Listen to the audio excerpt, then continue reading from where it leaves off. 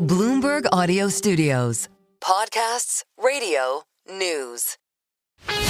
This is Bloomberg Businessweek Daily, reporting from the magazine that helps global leaders stay ahead, with insight on the people, companies, and trends shaping today's complex economy, plus global business, finance, and tech news as it happens. The Bloomberg Businessweek Daily podcast with Carol Massar and Tim Stenovec on Bloomberg Radio. Last month, shares of Payoneer Global fell more than 13% after the fintech firm withdrew its guidance for the year, citing uncertain macro conditions. The company also reported adjusted EBITDA for the first quarter, Tim, that beat analyst expectations. John Caplan is the CEO and director at Payoneer. It's got a roughly $2.4 billion market cap. Shares down about 33% so far this year. He joins us now from our Chicago bureau. John, welcome to Bloomberg Businessweek Daily. I'm curious how you see conditions out there. Are macro conditions more or less certain now than they were a month ago when you pulled your guidance? Yeah, it's great to be here, and I think that's a really important question. You know, as it relates to the global trade environment, we have not seen a pullback in U.S. consumers. I'd also say that as the trade relationships between China and the U.S. and other countries gets resolved, that will lift uncertainty. But we still are existing in an uncertain environment, and we are seeing our customers, entrepreneurs around the globe who do business cross-border, increasing their focus on globalizing their business. At Payoneer, 40% of our revenue is businesses doing business with one another that never touches the United States. 15% of our revenue is customers in China exporting to countries around the globe, not including the U.S. And 20% of our revenue comes from China-based entrepreneurs who are selling high-quality, low-cost consumer goods to U.S. consumers. And as you know, the U.S. consumer is 43% of the world's consumer consumption, right, and 70% of the U.S. economy is driven by the U.S. consumer. So it's super important that U.S. consumers are healthy, that they're spending money and getting the products that they want. So if you think about where you are now, and given what you just told us, John, do you stand by the decision to pull the guidance about a month ago? Was that the right move? It absolutely was. You know, one of the things that we do at Payoneer is we are building the firm for long-term growth. And in doing that, it's establishing a trusted relationship with our shareholders and helping them understand exactly what we see.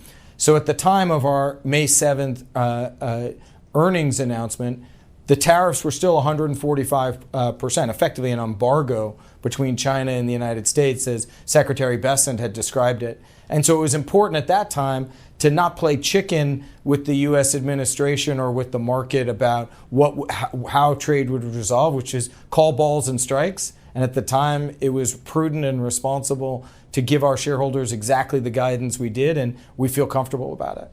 Do you feel like you have better visibility today?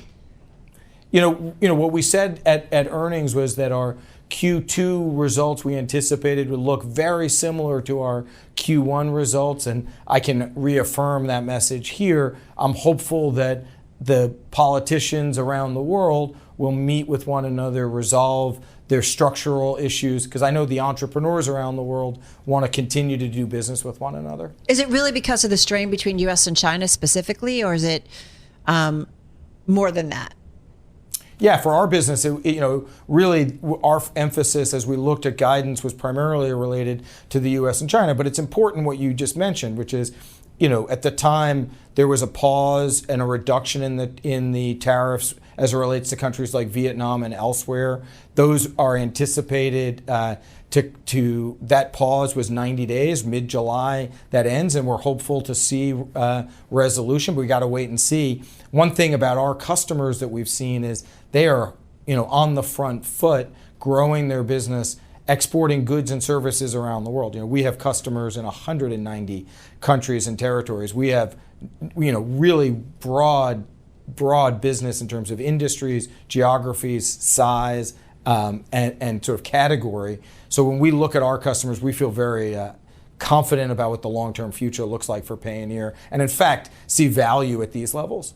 What can you tell us about how you're looking at stablecoins and what you do right now with stablecoins?